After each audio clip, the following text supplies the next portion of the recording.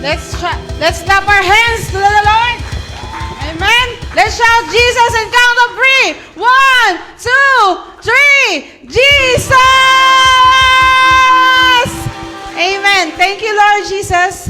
Thank you, Heavenly Father. You are great. You are good in our lives, oh God. This night, Lord God, we praise you. We give up our hands to you. We give our voice to you. We lift it up, Lord God, and we will sing to you out loud, oh Lord Jesus, because you are worthy to praise, oh Lord Jesus, and to the highest praises to be with you, oh God. Anoint us, oh Lord Jesus. Anoint our speaker, oh Lord Jesus. And to you, we give up all the glory and praises. In your mighty name, Jesus, we pray. Everybody say, Amen! Amen. Sige po, bago tayo mag-start, may susubukan po muna tayo. Titignan natin kung nagkakaisa ba ang spirito natin ngayong gabi. Ready na po ba tayo? Ngayon, pag sinabi ko pong He is, you say reason, okay? Again, when I say He is, you say reason. Okay? And count of 3. 1, 2, 3. He is Reason! He is Reason! Amen. Ngayon po, when I say Myri, you say Dimmer. Okay? Again, when I say Myri, you say Dimmer. Myri! Dimmer! Myri! Dimmer! Amen. Pag sinabi ko naman pong Hale, you say Luya. Hallelujah. 1, 2, 3. Hallelujah! Hallelujah. And last but not the least, when I say Jesus, we all say Christ. Jesus! Christ! Jesus! Christ! Amen! Ayan po, handa na po tayo. Kaya let's all clap our hands and continue to praise the Lord! Ha!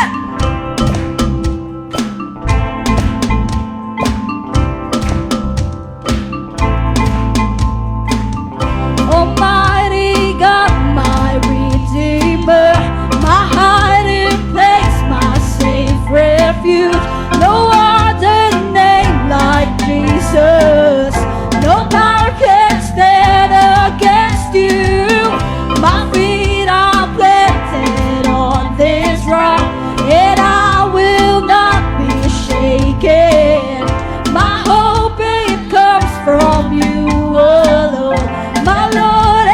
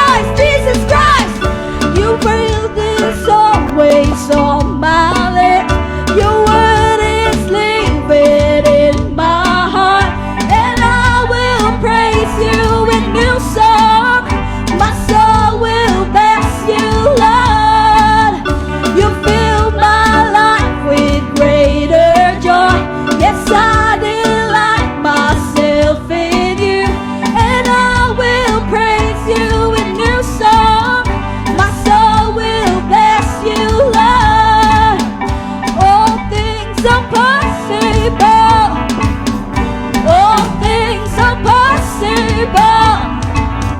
All things are possible. All things are possible. We say all things. All things are possible. All things are possible. All things are possible. All things are possible. Your praise is always on my lips. Your word is living in my heart, and I will praise you with new song. My soul will bless you, Lord. You fill my life with greater joy.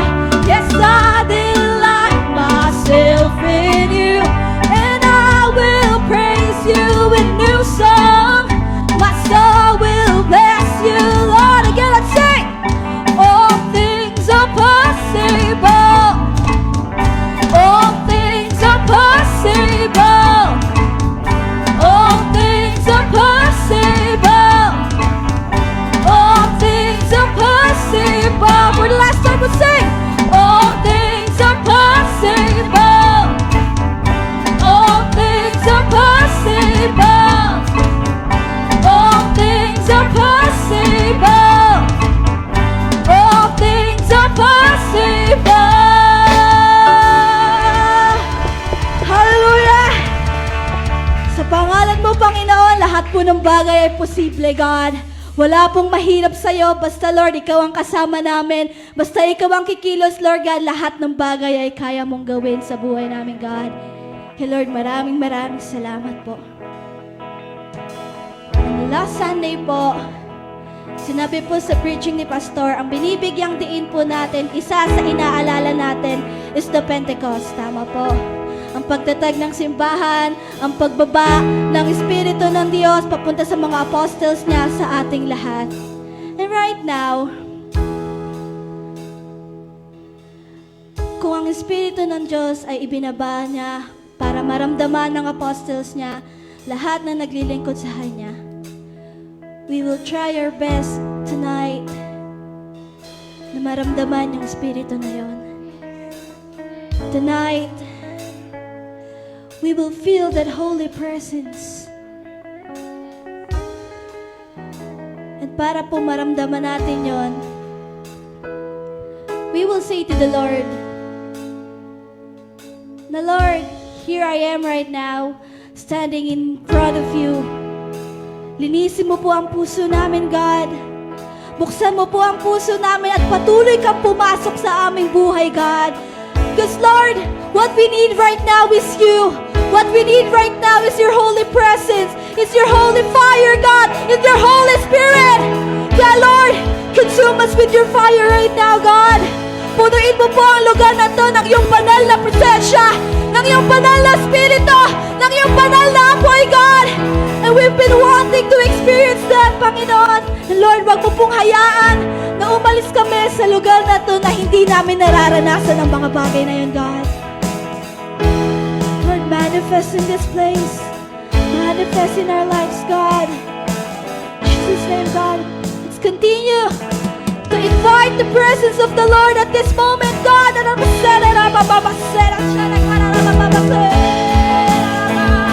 Oh, you are welcome here, God.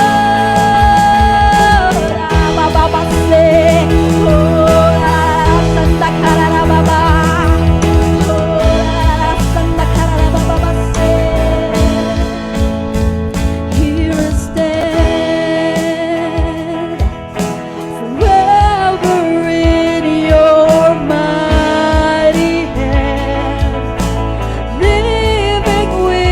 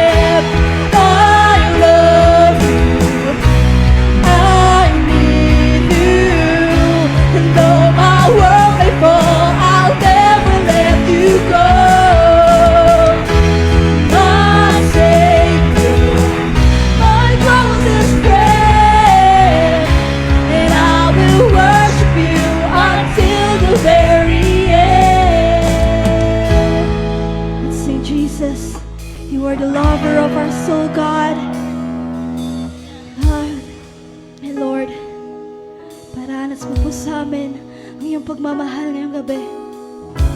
Jesus, lover of my soul. Jesus, I will never let you go. You've taken me from the miry clay, set my feet upon the rock. Now I know. Again we sing Jesus. Jesus, lover of my soul. Jesus, I will never let you go.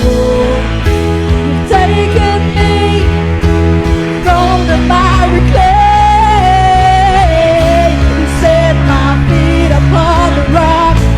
Now I know I love you, I need you. Though my world may fall, I'll never let you go. My Savior, my closest friend, and I will worship you until the very end. I love you, I need you. Though the world may fall, I'll never let you go. My Savior, my closest friend, my closest friend, and I will worship you until the very end. Jesus, we love you. I love you, I need you. Though my world may fall, I'll never let you go.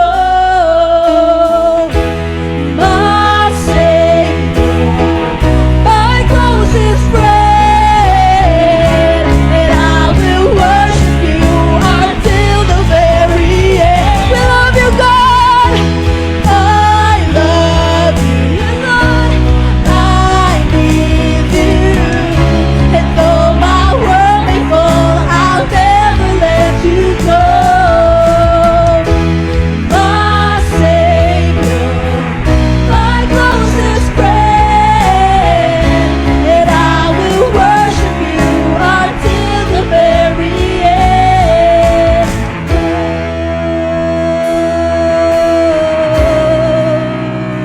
We worship you, God, until the very end.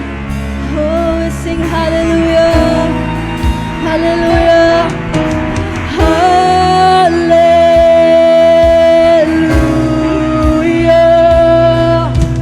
hallelujah.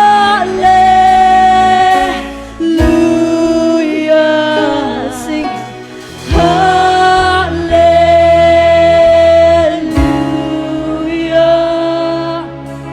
hallelujah,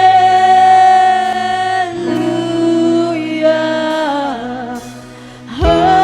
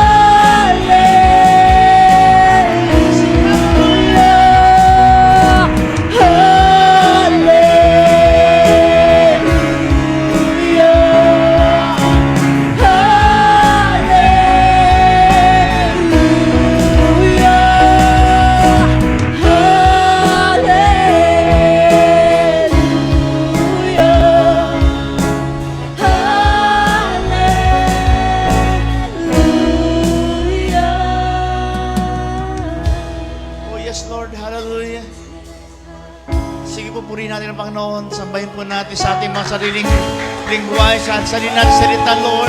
Yes, hallelujah.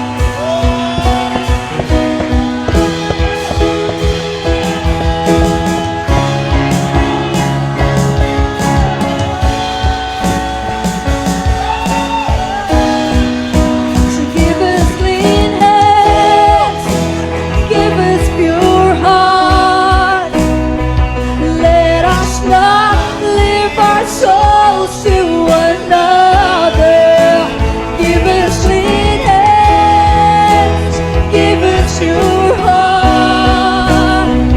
Let us not live our souls to another. Give us clean hands, give us clean hands, give us pure heart. Let us not live our souls to another. So give us clean hands, give us pure heart. Let us not live our souls to another. Oh God, let us be a generation that sings, who seeks your face.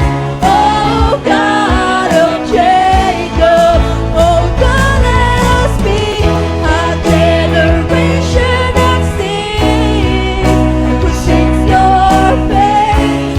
Oh God of Jacob, oh God, let us be a generation that sings, who seeks your face. Oh God of Jacob, oh God, let us be a generation that sings, who seeks your face. Oh God of Jacob. Yes, hallelujah. Oh, yes, thank you, Lord Jesus. Yes, Lord, hallelujah. Salamat, Lord Jesus. Oh, yes, we worship your name. We lift your name on high. Hallelujah. Oh, yes. Glory, glory, glory to your name, Lord. We honor you, Lord. We honor you. Sa iyong aming pagsamba, Lord. Sa iyong aming pag-awit. Sa iyong aming pagpalakpak. Sa iyong oras na ito, Panginoon. We give you glory. We give you honor. Hallelujah. Salamat, Lord. Salamat, salamat. Sa iyong pag-ibig, sa iyong pagmamahal, sa iyong pagmamalasakit. Salamat, Lord Jesus. Hallelujah. Hallelujah. In Jesus' name, amen and amen and amen. Hallelujah. Yes, amen. Hallelujah. Tunay nga pong kay sarap magpuri sa Panginoon. Kahit na may pagdadaanan, kahit may iba may nararamdaman, kahit yung iba naguguluhan, pero ang sarap magpuri sa Panginoon, no? Ito yung panahong ang sarap lumimot sa mga bagay na nararamdaman po natin, mga bagay na hindi natin maintindihan, pero naiintindihan natin yung nararamdaman natin. Amen. Nararamdaman natin yung lakas na nagmumula sa Panginoon, pinapadaloy sa atin. Nararamdaman natin yung yakap ng Panginoon. Yung iba, hindi naintindihan yun, pero tayo po, nararamdaman po natin yung yakap ng Panginoon sa mga mensahe ng awitin na binibigay niya. Wow! At tingnan mo yung katabi mo kung siya po ay na-comfort na. Tingnan mo nga yung katabi mo kung nakaramdaman lakas. Amen? Amen, amen, amen. Yung katabi mo, kung meron ng, kantahan pa lang, mukhang may fresh revelation na ng Lord, no? Parang meron ng nakuhang word or impression mula sa Lord. Okay? So, sige po, tayo po magpatuloy. Tawagin po natin ang ating tagapagbati at tagapagbigay balita. Ang pinakamahina po ang boses sa SOB Kawit. Tawagin po natin si PL Manny Vales. Yes, hallelujah! So, sa ating kalakasan, sabi ni Lord, rejoice in the Lord always. Again, the Lord says, rejoice. Sa kabila ng pinagdadaan ng problema, trials, rejoice. Sa journey natin kay Lord, rejoice. Sa paghihintay natin sa mga promise niya, rejoice. Amen. So, Do we have VIP today? Tonight? Well, rejoice. At susunod. Okay? And then we need to rejoice because maraming mga nag-birthday ngayon. Lalo po today. At ano nga po lang, good evening sa mga nag-live stream. So, eto po, we will rejoice because of those mga members o ating mga kapatiran na nagbe-birthday ngayon. Today, June 19, si Nanay Nene Ramos. Kung nanonood si Nanay Nene, happy birthday po! At kami po ay galing doon kanina. Pinag-pray and then, of course, sinelebrate po ng buong pamilya. Then, today then, si Queenie Bagnas. On 21, Elaine Martinez. 23rd, Mark Jonathan Idioma. Lucas Heke. Ezekiel Zuri-Suroy, anak po ni PL Jeffrey Zuri-Suroy. Mas pogi nga lang. Amen. The 25, James Lendon Malana. The 26, Jacob Malaka Makaraeg. So, and then, do we have anniversary, wedding anniversary? Nothing. So, shall we sing for them a happy birthday? Amen.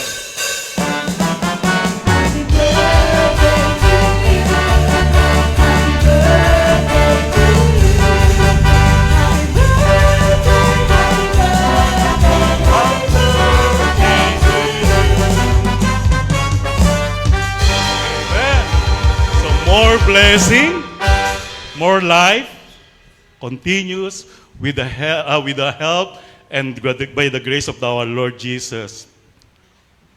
And then we need to pray also, continuous praying for the people who are sick. Nandiyan po yung mga continuous fund, but believe that they are healed in Jesus' name. So lahat po yan, isa-isa po yan mawawala. And then, isama po natin si Jareb, anak po ni Brother Joseph. Nakagat po ng pusa kanina. So, in Jesus' name, wala yung rabies na yan. In Jesus' name, we believe, Lord Jesus. Amen. And then, of course, the fest continues to pray in our family, a spiritual family, biological, and then the E, the empowerment. S is the stability of finances. Personal man yan, family, church, of course, our church, and in our country. And then letter T is timely issues. Amen. And then, this is only a reminder, we have the Sunday fellowship, of course, as services. It starts at 8 p.m. onward. And then every first 3 Wednesday of the month, we have the Bible study start at 6:30 p.m. Kaya ko nasabing every first 3 weeks, because the last week of the month, it is Wednesday, is our intercessory prayer. A way, a privilege from God to continue steadfastly in prayer. That was in Colossians chapter 4, verse 2. A night to deepen our communication with our God, and one way He communicate with us. Kaya itry nyo po umaten at mararamdaman nyo po yung divine visitation po ni Lord dito sa place natin. On that night, the last Wednesday of the month. Kaya itry nyo po, yung mga nagla-live streaming, itry nyo po na makipag-pray po sa atin dito po sa last Wednesday of the month. Amen. And now, this is a part of our service, our fellowship, and also part din ng ating pagsamba ito. Ito yung pagbibigay kaloob sa Panginoon. That was the tithes, pledges, and of course, the love offering. Sabi nga po sa Matthew chapter 6, verse 33, basahin ko na po sa inyo. But seek first the kingdom of God and His righteousness, and all these things will be added unto you. Lagi po natin itong naririnig, lagi po natin nababasa. Pero ano po ba ang pinasasabi ng Holy Spirit sa ating ngayon? Unahin natin si Lord sa time o ibang bagay nagpapabisi sa atin, pati na rin po sa financial. Dapat din po pala natin unahin. I-desire po natin na unahin si Lord. sabi nga ni Lord through Sister Lala last Sunday, tayong mga bride ni Lord Jesus. So as a bride of the bridegroom, Lord Jesus, dapat nag-iisip tayo ng kalulugot o ikasisiya ng ating groom dahil as a groom, siya yung nagpo-provide ng lahat ng pangangailangan ng kanyang bride, ng kanyang family para magkaroon ng masaganang buong pagmamahal ni Lord ng pamumuhay. Amen. So always desire to give back all the glory to our Lord God and give with willful and heartful and cheerful heart. That's it. Thank you, Lord. Amen.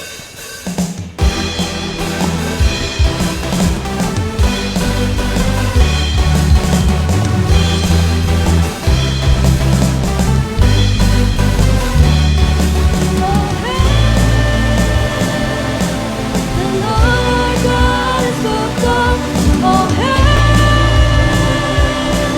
the best is yet to come. Oh, hey, the Lord God is spoken. Oh, hey,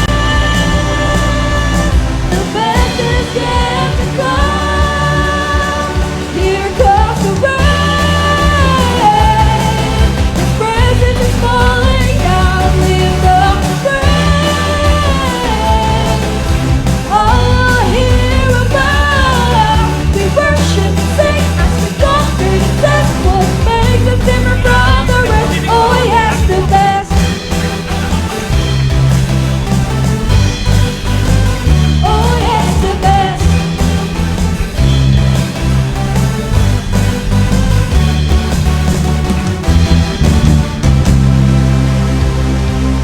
Amen po. Tayo po tayo magdeklara kay Lord. Bilang pa ako ng 3, tayo po yung magdedeklara. Lord, 1, 2, 3. 2024 is year of the open door. I speak to my door and promotion, connection, doors and heavenly blessing, breakthrough and opportunities. Open. This year will be great this year because great doors are swimming wide open in 2024 in Jesus' name. Amen. Yes, amen! Tayo po ay nasa kalahati na po ng taon, which is June. And kaya po, tayo po ay patuloy po nagdideklara pa rin sa ating word for this year, open doors. Ito na nga po na sumigaw, magparamdam nga po yung mga nakatanggap na po ng mga open doors. And sino po yung want more? More open doors pa na darating. Amen. Amen. So, amen. So tayo nga po ay sabi nga natin nasa middle. Sabi nga po natin ang ating pong taong ito, 2024 is the year of the open door. No, open door. Actually, open doors po ito, no. So, sabi nga, we usually hear fresh word from the beginning of the year and end of the year, but not in the middle. Kaya mga natin, minsan inaabangan po natin yung first day of the year and last day of the year. Kung tawagin natin pagsalubong ng bagong taon, and at the same time, pag first yung January, ito naman po yung unang buwan ng taon. Lalo po tayo na mga Sabinian, lagi po natin hihintay yung word ng Lord for us every year. Kaya sabi doon, we usually hear fresh word from the beginning of the year and end of the year, but not in the middle.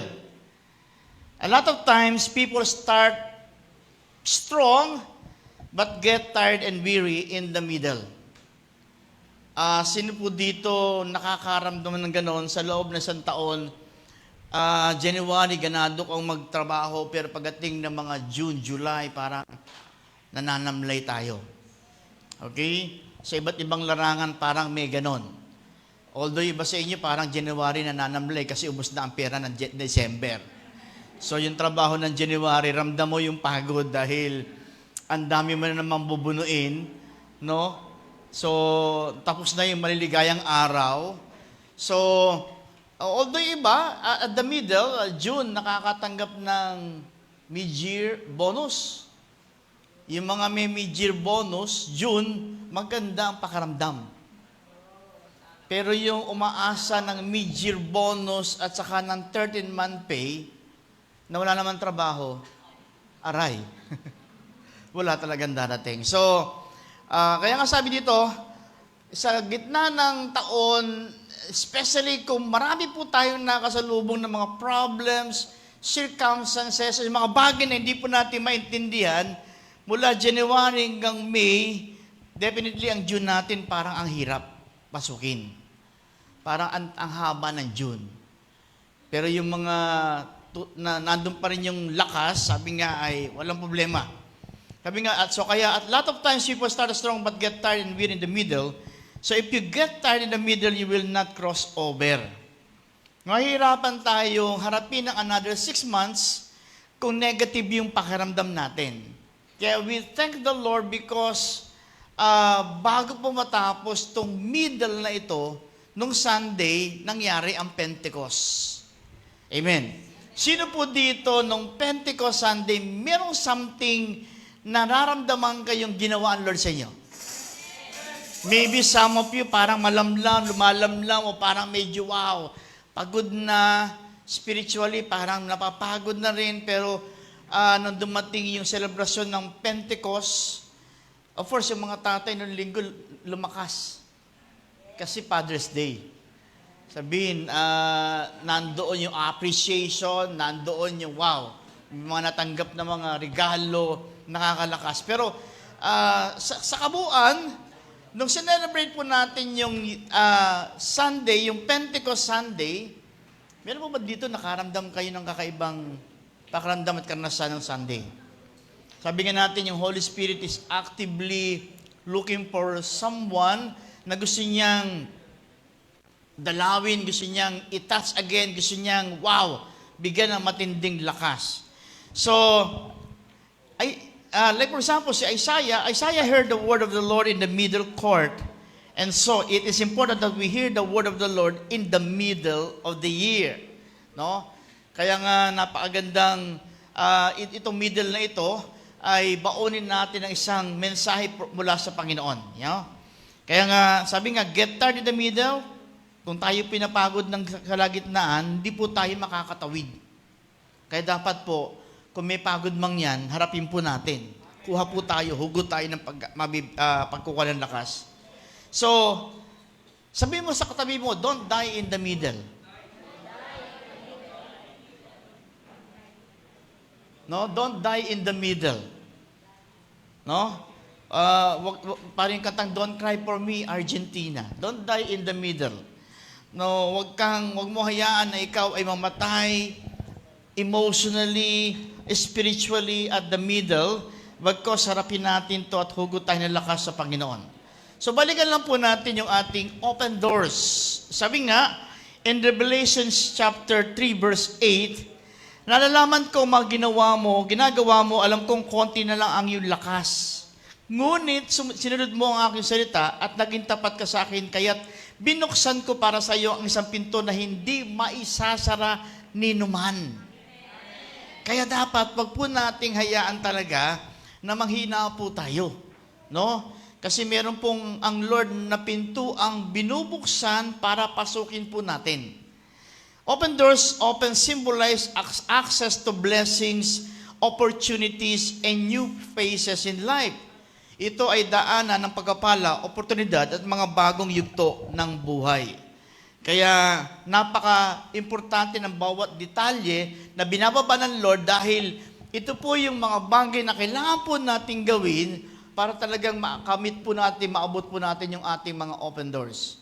Although alam ko po na mayroon po sa atin nakakaharnas ng mga parang, but Lord, ba't ganun? Parang biglang may naranasan po tayo, no? May mga problems tayo naranasan. Actually, minsan di lang po natin dito tayo nagiging aware, yung pong naranasan nating negative ngayon, hindi lang ngayon mo nagawa. Maaaring bunga pa ng nagawa nating mali noon. Ito ay mga late consequences o late mga bagay na ngayon natin naranasan yung consequences ng ating ginawa noon. Kasi nga, mayroong mga bagay na hindi kagad ngayon. Kaya marami nga gumagawa ng kasalanan eh.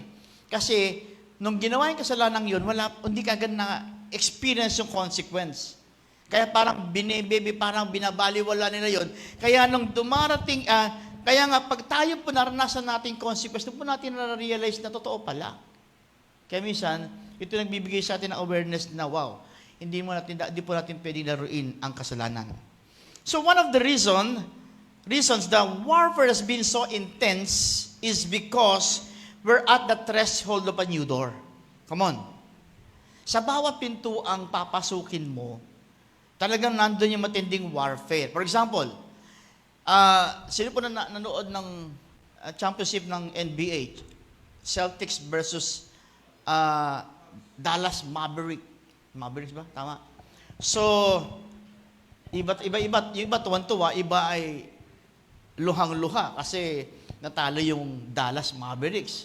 Yung Celtics naman nag-rejoice. Pero tingnan nyo, every time na isushoot yung bola, ang daming gumagawa ng paraan para hindi ma-shoot.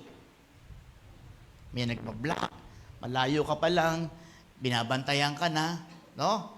So, kaya makita mo, isushoot pa lang yan, dami nang talagang humaharang. Ganun din po sa ating buhay. Yung papasukin mong door, may mga pipilit na hadlang kasi ang kaaway, ang diablo, ayaw talaga niyang mapasok mo yan. Kaya kung dapat maging aware tayo, ang kaaway, ang demonyo, active lagi yan. Hindi nga natutulog yan eh. Binabantayan ka niyan, naghahanap ng way para ikaw ipabagsakin.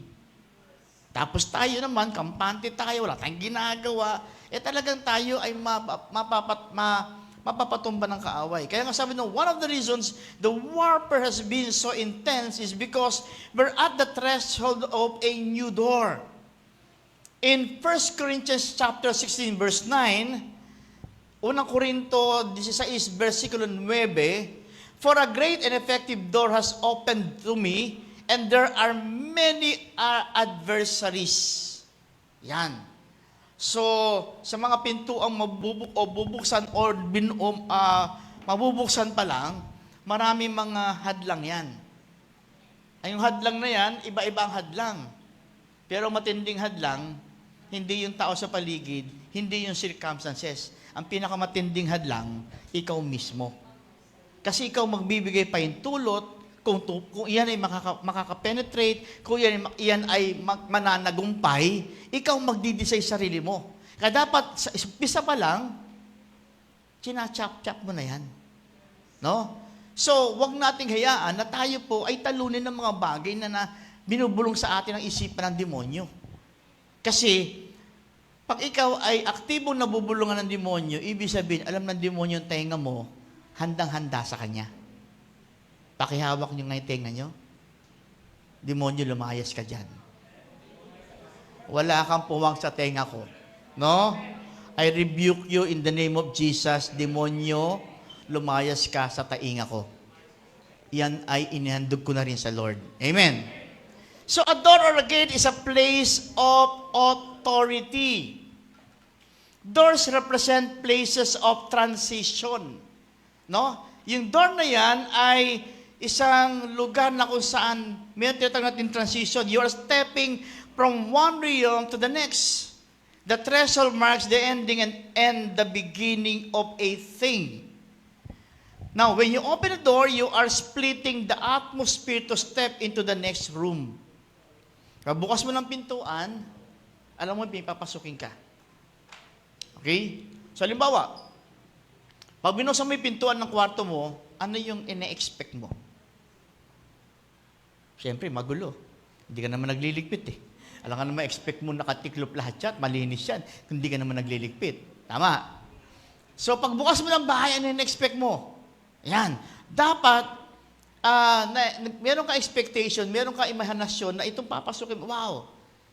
Pag nagbukas ka ng CR, pinasok mo, ano yung mararamdaman mo? May pagkapalaya. No? Alam mo yung, kaya nga, kinawag na comfort room yan. Pag nandiyan ka, nakaka-comfort. Ang daming pagkapalaya. Pag naligo ka, yung libag mo, lumalaya yan. No? Yung dumi mo sa katawan, lumalaya yan. Yung amoy mo, lumalaya yan. No? pag mupo ka ng trono, alam mo yung pagpapalaya din mangyayari. So, kaya nga, when you open the door, you are splitting the atmosphere to step into the next room. And after that, meron ka na namang papasukin. Haba, naligo ka, susunod na papasukin mo ano? Malinis ka na, alam ka naman pumasok na naman sa bodega. So, ibig sabihin, meron ka pa panibagong papasukin. No? For many of you, sabi nga, July was the closing and completion of a chapter in our life. As we step into August and are about to step into another year, we're stepping into a new chapter. The old is gone and the new is here. There was a lot of buzz and anticipation that surrounded the month of August as shift is truly taking place. Yan. Kaya nga, sakto naman tayo, ang June ay month of Independence Day. Dito nakapaloob ang ating Independence Day.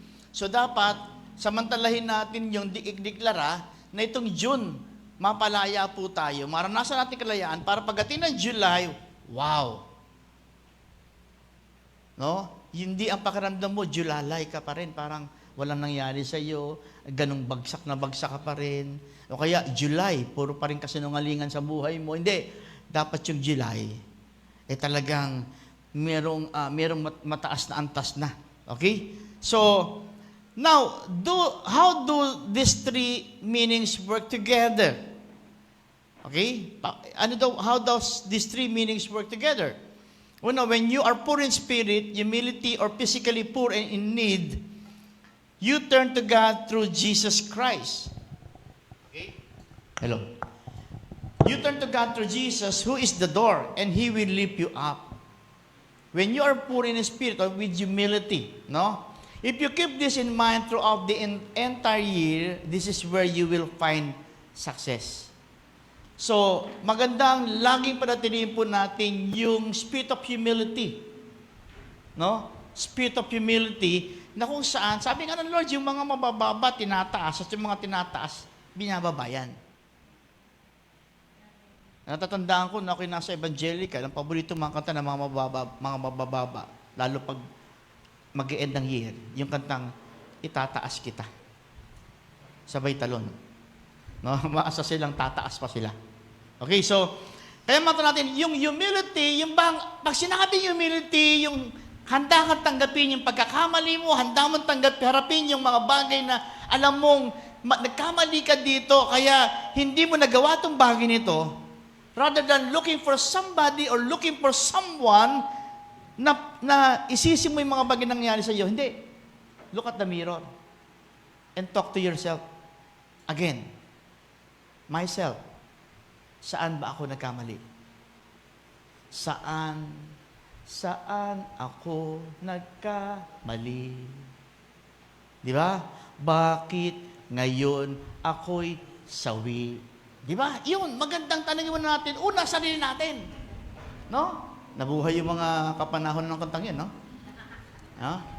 Saan ako nagkamali? Bakit napili ko'y bungi? Nagmadali kayo, di ba? Iba't ibang version nyo. Kung may King James Version, mayroong NIV, so iba-ibang version. Depende sa experience nyo. Okay? So talk to yourself. Then after that, talk to God. Don't waste our time looking for somebody na, siguro dahil pinasok ko ito, trabaho to, dahil ganito. No! The best thing we can do is babalan sarili natin and kausapin natin sarili natin, hanapin natin mga bagay kung saan tayo nagkamali, and then after that, lapit tayo sa Lord. Dahil si Lord sabi niya, hindi kita i-condemn, kundi ikaw ay aking i-restore. So, what is in the middle? Okay, pag-usapan na, what is in the middle? Ano ba yung sa middle? Okay? What is in the middle? In the natural, we get tired and lose strength in the middle of the day. Kadalasan, kaya nga ang siesta usually is in the middle of the day. Kasi yung physical natin mostly napapagod in the middle of the day. No? Kaya iba nagnanap. Okay, tinatawag nating siesta sa tanghali, no? Kahit simpleng idlip lang ay sinasamantala kasi nga para maka-gain ng lakas. Or midlife crisis. Ano ba yung midlife crisis? yung ang edad mo ay nasa midlife crisis na.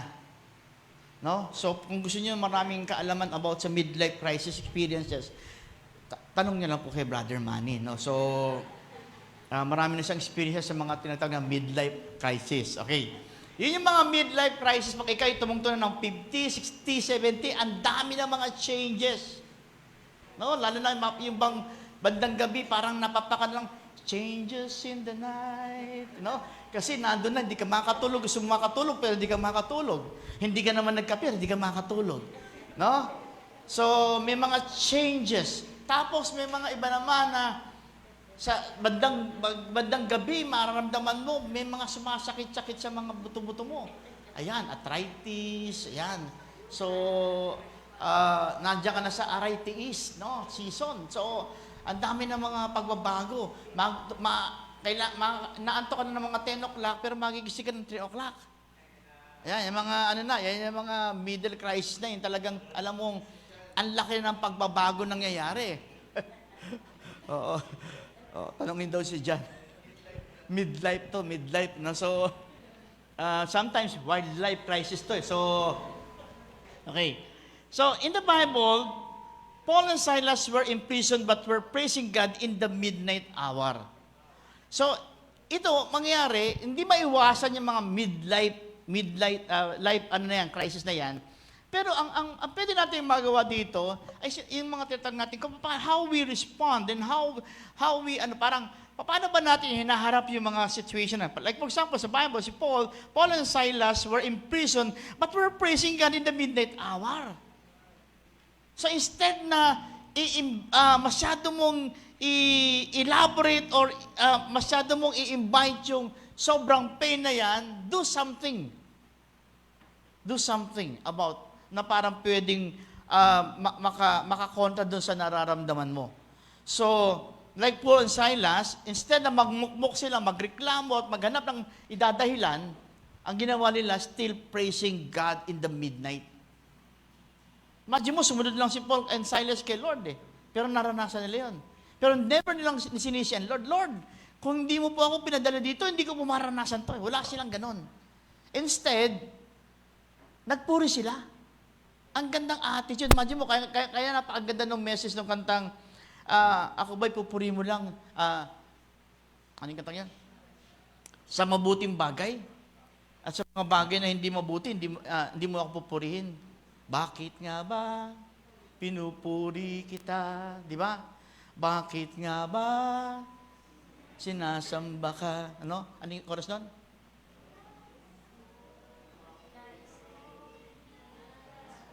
Akala ko Bible lang may kanya-kanyang version. May kanya-kanya rin pa. May mga iba-ibang version, no? King James Version, may NIV. Di ba? Bakit ba ako napupuri sa iyo? No? Parang, pupurihin lang ba natin ang Lord sa panahon ng masaya, panahon ng blessed tayo? How about yung panahon meron tayong nararamdaman? Like Paul and Silas, yung magandang testimony, sabi na in Acts chapter 16 verse 25, about midnight, Paul and Silas were praying and singing hymns to God, and the other prisoners were listening to them. No? Paganda, no? At sa gitna ng gabi, si Paul and Silas nagmananalangin at kumaawit ng mga awiting sa Lord, no? And the other prisoners were listening to them. Wow. Nakakatuwa, no? Hindi lang ikaw, pati yung iba naka-influence ka pa. Di ba? So, again, no, at the middle ng aking pagsasalita, may tumutugtog, di ba? So, hindi talaga naiwasan minsan yung at the middle. Okay. So, then another one is storm came in the middle of the crossover in the other side. Habang sila naglalakbay, dumating ang storm at the middle of the crossover in the other side. But in Mark chapter 4, verse 37, sabi diyan, sa gitna ng paglalayag, inabot sila ng malakas na bagyo. Pero kung babasahin natin yung story yan, nasubok yung faith nila. Nasubok yung katatagan nila. No?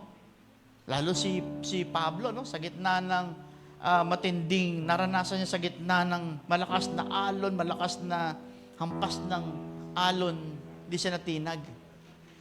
hindi siya natinag. Nanatili siyang matatag na naniniwala sa Diyos niya makapangyarihan. Na hindi siya papadala, no? Hindi siya papadala doon ng walang dahilan at walang solusyon ng Lord sa mga kanyang naranasan. Marami tayong makita sa Bible na ganyan, no? Kaya nga po tayo, no? Huwag po natin hayaan tayo maging infected.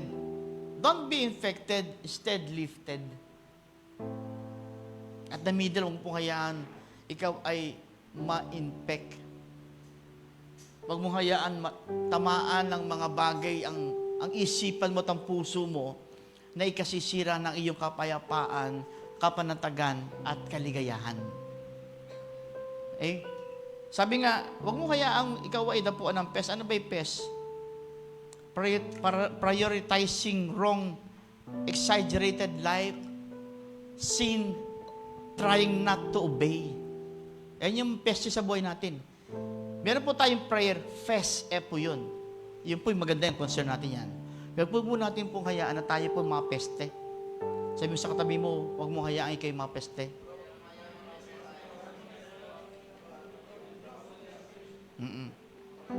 Ano yung peste? Yung ma-prioritizing wrong. Huwag mo i-prioritize yung mali. Mali na nga, ipa-prioritize mo pa.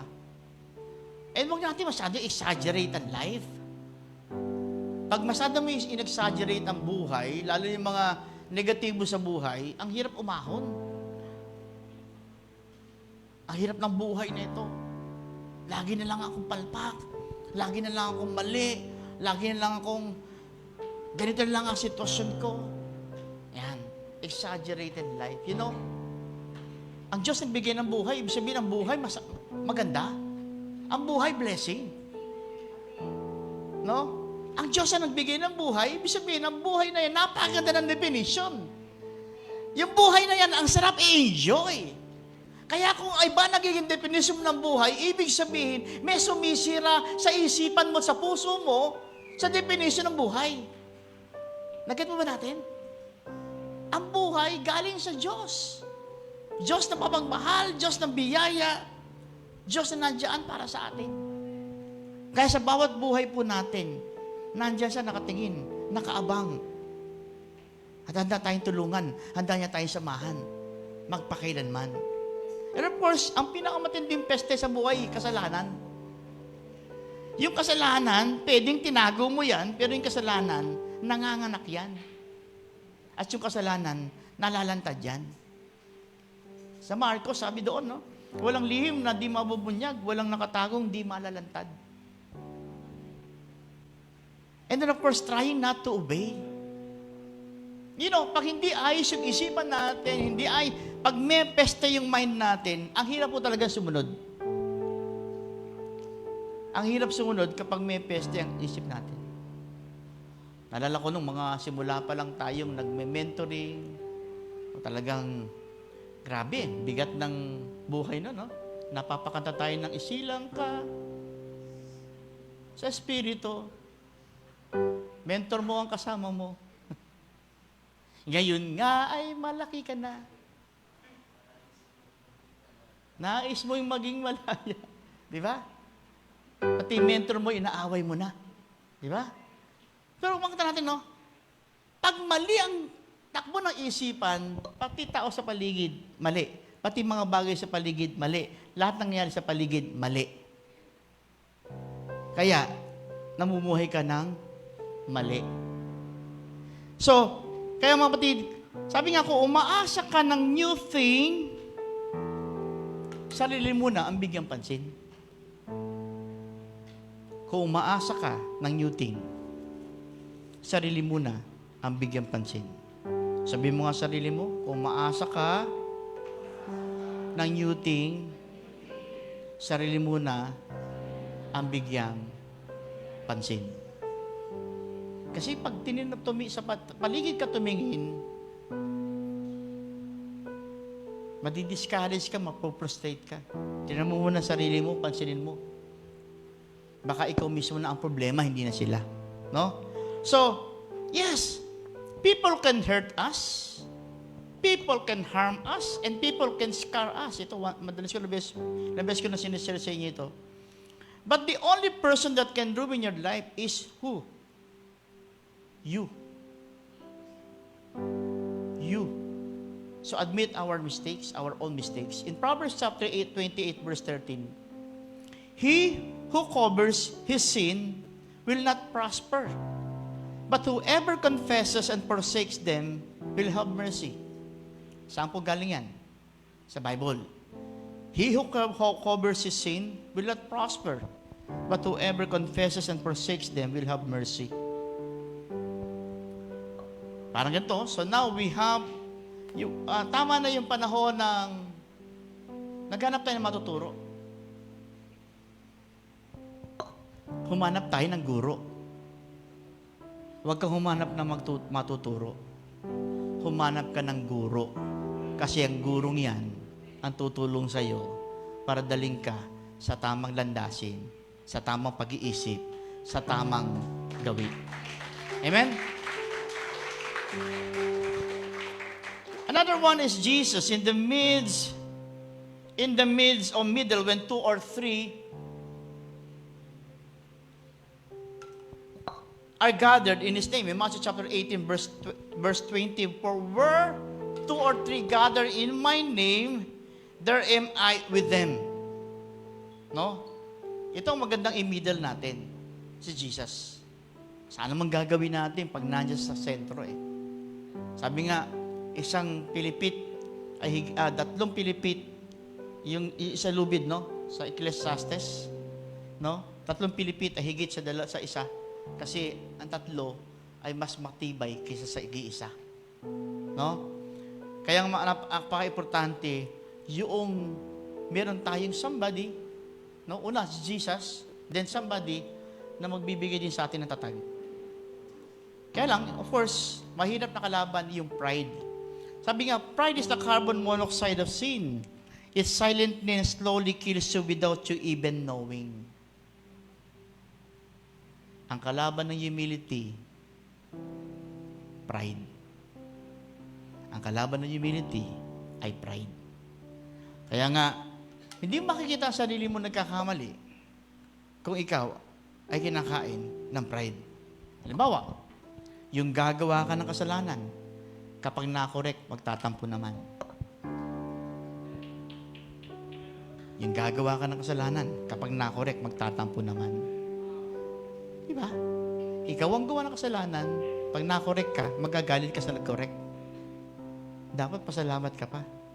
Kasi, binibigyan ka niya ng atensyon na makarealize. Diba? So, kaya nga, sa mga leaders natin, madalas natin sinasabi ito, to become a great leader, you need to become a great student. Yung iba, gusto maging leader. Pero ayaw mo nang i-major pagiging student. Paano ka magiging great leader kung ayaw mo nang magpaturo? Dapat doon ka muna sa step na yon. Galit na galit tayo sa mga bata. Anak, kabata-bata mo pa. Kung mag-isip ka, para mas matanda ka pa sa akin.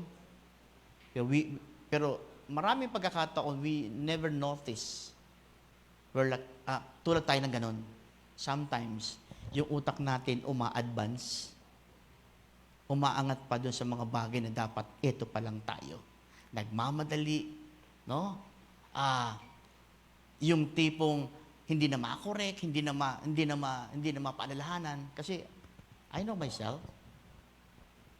Kagagraduate lang ng kinder, akala mo alam ng lahat. Graduate na ng high school, graduate na ng college, hindi na masabihan. Ako na magdidin sa sarili ko. I know everything. Wow. Ano ba kurso mo? Baka yun alam mo, pero ibang bagay di mo alam. Tama. So, okay? But another one, God was fourth man in the middle of the burning furnace. Yan, pag si Lord nasa gitna, kahit sa matinding pagsubok, sobrang init na pagsubok, sobrang bigat na pagsubok, nakakaya kapag si Lord nasa middle. Middle. Hindi nasa likod. Nasa gitna. Mahalaga. Importante. Hindi nasa likod. Kasi sabi ng middle, no? Kaya nga nung inihulog sila Daniel doon, Nakita nung na-notice nung hari. Sabi niya, 3 lang hinulog ko, ba't 4 sila? Yung bang tipo mong nakita ka, alam ko nag-iisa sa, pero parang pakiramdam ko, ang tibay niya, ang lakas ng puwersa niya. Kasi naramdaman, yung puwersa ng Banal na Espiritu sumasayo. Pentecost na Pentecost ang dating mo. Dumaloy sa iyo yung Pentecost Spirit. Yung Holy Spirit ay talaga nagmamanifest sa iyo. So in Daniel chapter 3 verse 25, he said, "Look, I see 4 men walking around in the fire, unbound and unharmed, and the fourth looks like a son of the gods." Another one, Isaiah heard the word, "If the Lord in the middle." In 2 Kings chapter 20 verse 4. Before Isaiah had left the middle court, the word of the Lord came to him. Tayo po ngayon, no? Nasa middle po tayo ng taon. Ang daming mga word ng Lord na binibigay sa atin for us to accept it, to embrace it. Napakasarap tanggapin yan. Napakasarap kasi yan, Lord. Hindi tayo binibitawan. Meron pa rin siyang word na binibigay sa atin. So, another question is, what is God saying in this middle of the year? Ano ang gusto sabihin ng Lord? Listen carefully. First, trust me. You will cross over to the other side.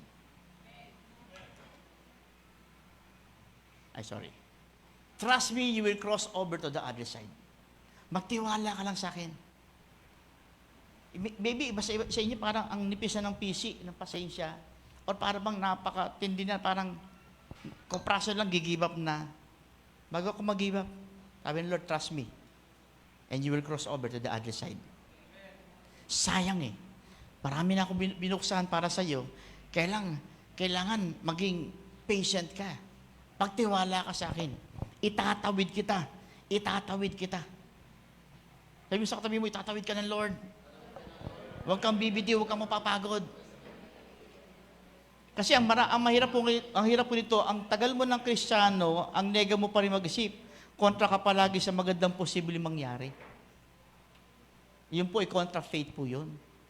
Pero kapag ikaw ay man of faith or sons and daughter of faith, alam mo ang imposible kayang gawing posible ng Lord. No? Of course, sa panahon ito, talaga ang pinakamasakit na hugot ay ang hugot sa wallet. Na lahat naman po tayo ay may ganitong hugot. Yung ang sarap ng araw ng sweldo, pero ilang minuto nakakaiyak din. Sa buwan mong binuno, kalahating buwan mong binuno, paghawak mo, ang dulas.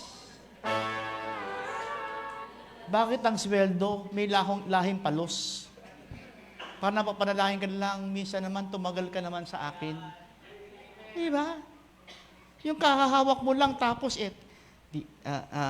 this one is for this. Natira sa'yo, 4 Gs.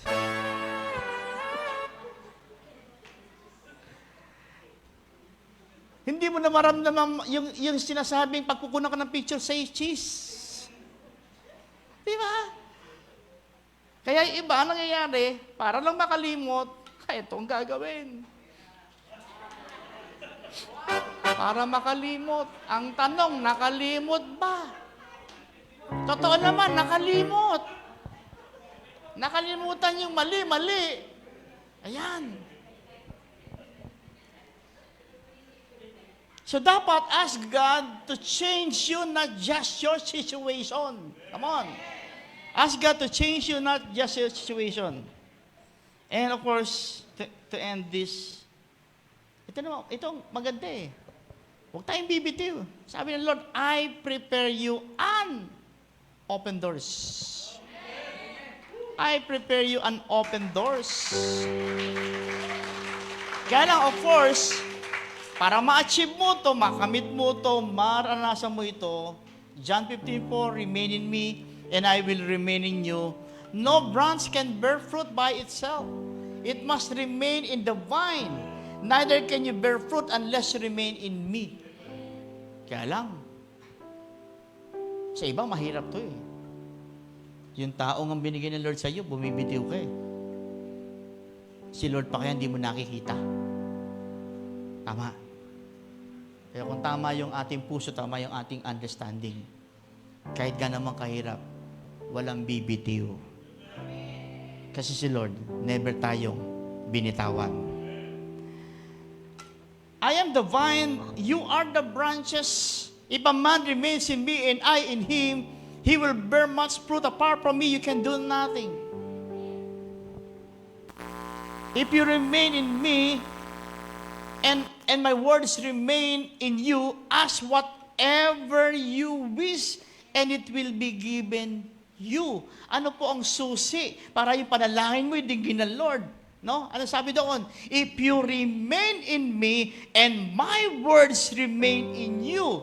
Pero of course, yung word na remain in me, hindi nangangalog sisimba ka, isang katunayan na nanatili ka. May mga tao nasa loob ng simbahan, iba naman nasa isip.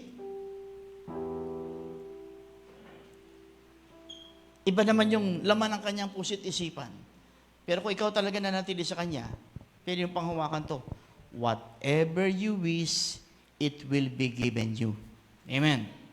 So, in Isaiah chapter 1, verses 19 to 20, if you are willing and obedient, you shall eat the good of the land. Listen. If you are willing and obedient, you shall eat the good of the land. But if you refuse and rebel, you shall be devoured by the sword, for the mouth of the Lord has spoken.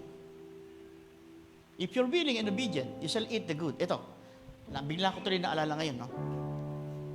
Maybe some of you nakikita nyo may mga bagong mukha na tumatayo. May mga bagong mukhang nakakasama. Or maybe some of you nakikita, meron kami mga bagong mukha na nakakasama, nag-one-on-one, etc., etc. Okay? Naalala ko lang ito, if you're willing and obedient, you shall eat the good of the land. Ito, listen carefully.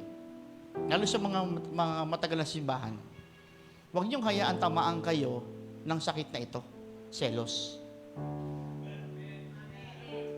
Pag kayo nagkaanak ng panganay at lumaki at nagkaanak kayo ng anibago, nababawasan ka ng konting attention doon sa iya. Kasi kailangan mo dagdagan ng attention to baby pa to. Kuya ka naman tulungan mo ako mag-alaga dito. Yung bata naman, kahit bata pa, tuntua yung bata.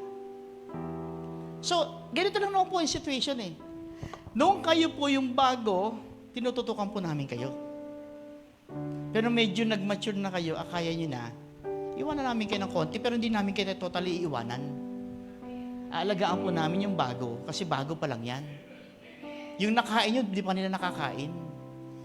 Yung buto pakwan ng inuyan, yung antigas-tigas na kain yun Sila, kailangan pang durugin, kailangan pagbukas mo pa ng buto pakwan para ibigay sa kanila yung mga bago. Okay. Minsan magugulat kayo, bakit yun nasa ministry? Ako wala pa sa ministry. Ano sagot doon? Tanungin mo sarili mo, bakit ka wala sa ministry? Ang tagal mo simbahan. Ang unang tanong, nagdi-devotion ka ba? Regular ka ba umaten? Ganyan, nagdi-declaration. Nauuna ko yung mga umaten ng Wednesday. Alam nga may assign ko kayo ng Wednesday, hindi makayo pupunta ng Wednesday. Ang dami nag-oo sa akin. Pero of course, hindi ko ma-assign ng Wednesday kasi hindi naman umaten ng Wednesday. So, i-assign ko sila ng Sunday. Tama. Minsan, hindi ko pa alam kung darating na Sunday, so hindi ko ma-assign ng Sunday. Unless siguraduhin kong nandun siya ng Sunday. Tama po ba? Kaya po, huwag mo natin hayaan yung sarili natin na gano'n, Kung ikaw ay obedient, isa ka sa magtatamasa ng blessing at favor at pribilehiyo. Ito yung mga kababayan dito. Halos lahat na ito nakapag-declaration Why? Willing and obedient Si Sister Banji nga kasama na sa Bible study sa binakayan niyan Sabi ko, nagbibidyoke ba kayo? Sabi ko, binilo ko si Pastora, nagbibidyoke ba kayo? Hindi po. Sabi niya, hindi. Si Sister Banji ang pinag-lead namin sa kantahan. Di ba? So, bakit natin, nag-change kasi kapag ikaw bilang obedient, dumadami yung pribilehiyo, dumadami yung favor para sa iyo. Kasi siyempre, nandiyan ka Kaya talagang mabibigyan ka, no? Kaya nakakalungkot minsan, parang mayroong comparison or whatsoever ang tawag doon. Nakakalungkot kasi. Minsan, tinan natin sarili natin. Kung nagagawa mo yung part na nagagawa mo, hindi imposibleng nandiyan ka rin sa pinapanganap mong ministry. Amen? So, kaya if you're willing and obedient, you shall eat the good of the land. But if you refuse and rebel, you shall be devoured by the sword. Lalo po tayong mga matagal na simbahan, saan nakakalungkot yun. Bakit sila nandun sa ministry, ako wala? Bakit nga ba? Bakit? Ang tanong, ang sagot doon, bakit nga ba? Di kantay mo ng paulit-ulit, bakit nga ba pinupuri kita? Bakit nga ba sinasamba ka? Bakit nga ba pinaglilingkuran? Bakit pinasasalamatan? Nais kong ibigin ka, hindi dahil sa pagpapala. Nais kong ibigin ka, hindi dahil sa himala. Nais kong ibigin ka, dahil sa ikaw ay mahal kita, O Diyos, walang iba. Di ba napakaganda ng kanta? Sabi nga doon, in Revelation chapter 3, verse 8, I know your deeds. See, I have placed before you an open door that no one can shut. I know that you have little strength, yet you have kept my word and have not denied my name. Alam ko, pagod na pagod ka na. Alam ko, binigay mo ng todo. Mahina, malita na ang lakas mo. Pero pinagpapatuloy mo, pinapanatili mo sa salita ko sa buhay mo. At hindi, never mo ako dininay. Kaya sabi niya, pagbubuksan kita ng pintuan. Yung bawat pintuang yan, nabubuksan ko sa iyo at papasukin mo, talagang makakomfort ka. Amen? So, it will be a year of humbling ourselves to seek God with continued fervor. The lower we go to humble ourselves before Him, the higher He can lift us up. So humble yourself this year more than you ever have before. Pursue humility and pray to become more humble than you ever have been before. You will be glad you did. Diba? Sabi nga sa awit pinagkatiwalaan mo ko hindi ko sasayangin. No? Alam mo yung kantang yun? Yung binigyan mo ako ng pagkakataon, no? Ikaw nagbigay sa akin ng pagkakataon, Lord, hindi ko sasayangin ito. Ikaw lamang ang nagtiwala sa akin. Ako nga, Lord, minsan hindi ko pinagkakatiwalaan ko sarili ko eh. Pero ikaw, pinagkatiwalaan mo ko eh. Kaya hindi na ako tumitingin sa sarili ko na wala akong tiwala sa sarili ko. Tinitingnan ko na lang, ikaw Diyos na mismo may tiwala sa akin. I can make it, I can make it, I can make it. Kaya sabi sa kanta, ikaw lamang ang nagtiwala sa akin. Di kita bibiguin. Diba? Sige nga, kantay nga po natin yung chorus na yan. Nagtiwala sa akin, O Diyos, di kita bibiguin. Magtatapat sa'yo, maglilingkod ako, O Diyos, kay buti mo. O Diyos, sa kabutihan mo. Amen. Sa nakakaranasan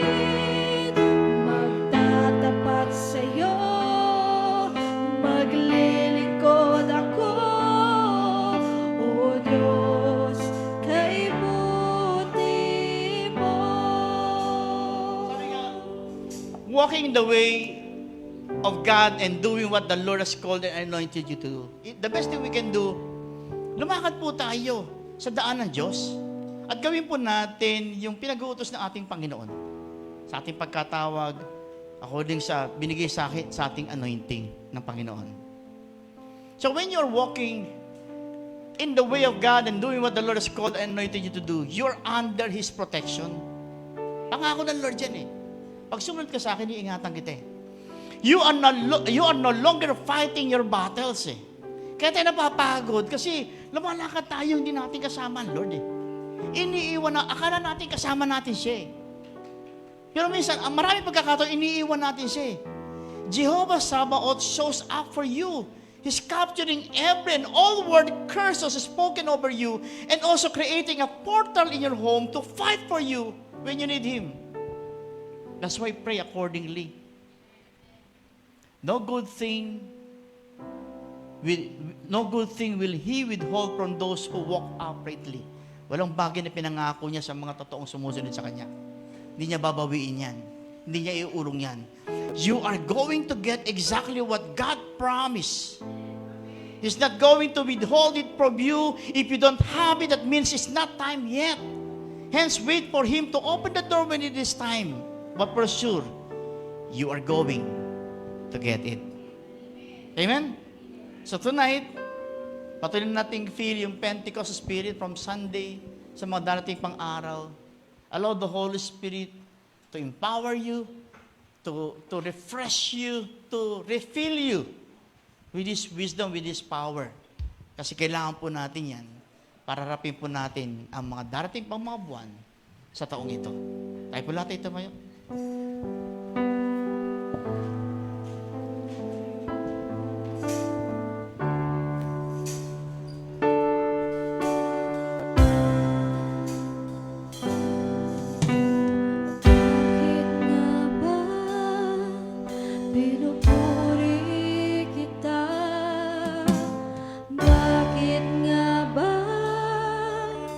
Sinasamba ka? Bakit nga ba pinaglilingkuran? Bakit pinasasalamatan? Bakit nga ba? Bakit nga ba pinupuri kita? Bakit nga ba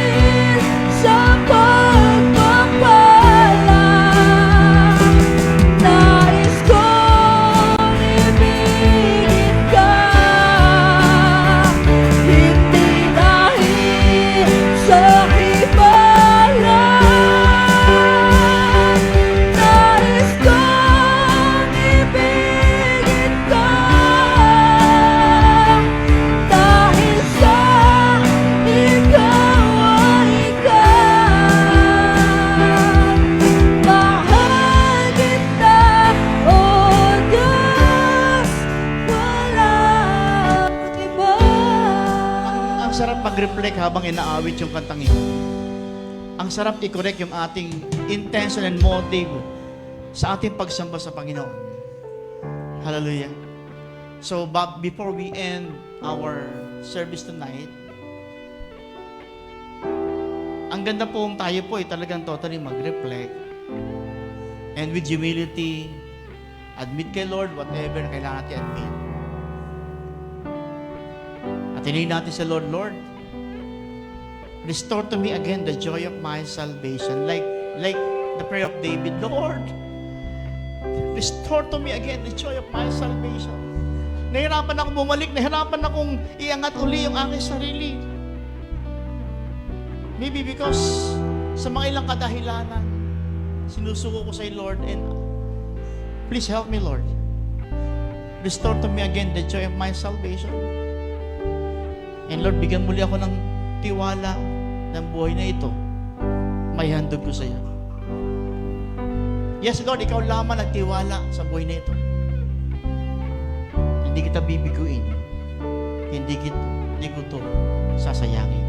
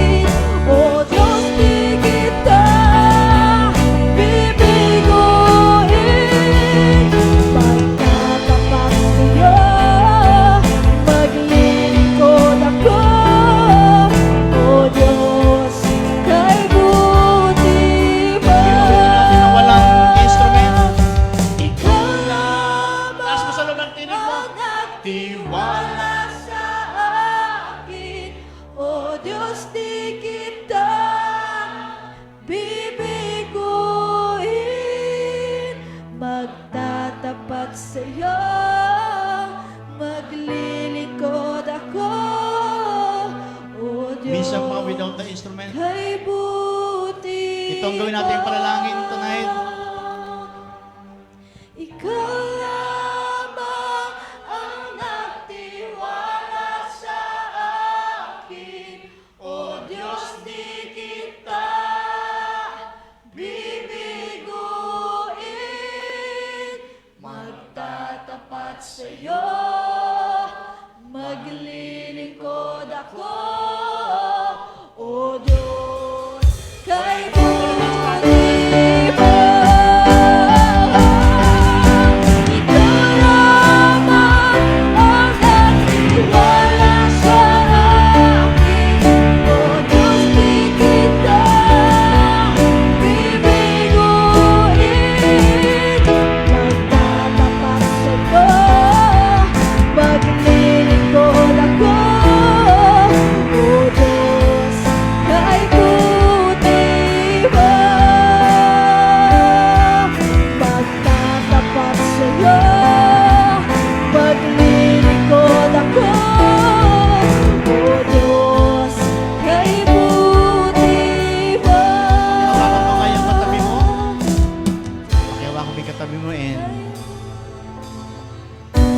Palakasan tayo sa isa't isa. Padaluin po natin lakas. Hallelujah. Alam niyo, napakabuti ng Panginoon. Lagi po siya nandyan for us. Sometimes, yung katotohanan, may pain, may kirot, pero lahat ng yan ay kapahayagan ng pag-ibig ng Lord. Sabi nga natin, we are not here to condemn anybody, but ipaalalahanan, i-correct ng Lord. Kasi ayaw niyang tayo mawala sa kalooban niya. Ibig sabihin, since then, mahal ka ng Panginoon. No?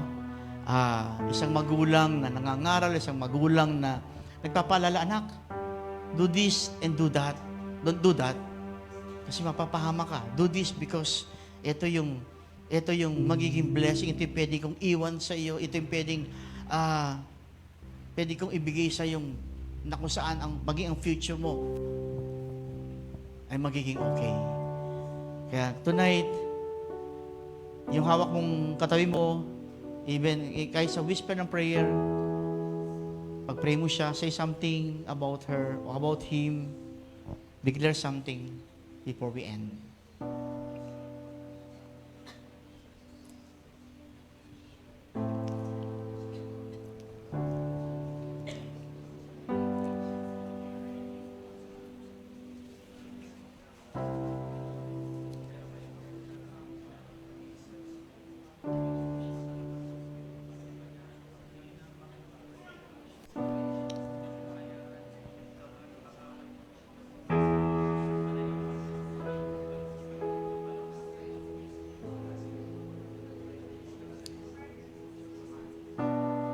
Then if you're not satisfied, ikaw lang pinag-pray, ipag-pray mo yun, nag-pray sa'yo na yan.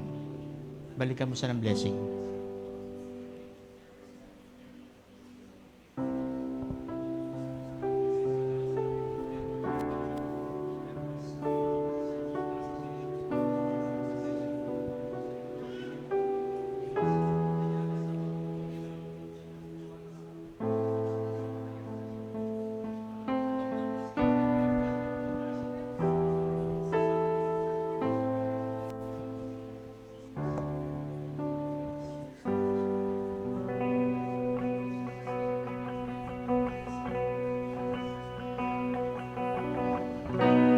Lord bless you and keep you. Make His face shine upon you and be gracious to you. The Lord turn His face towards you and give you peace. The Lord bless you and keep you.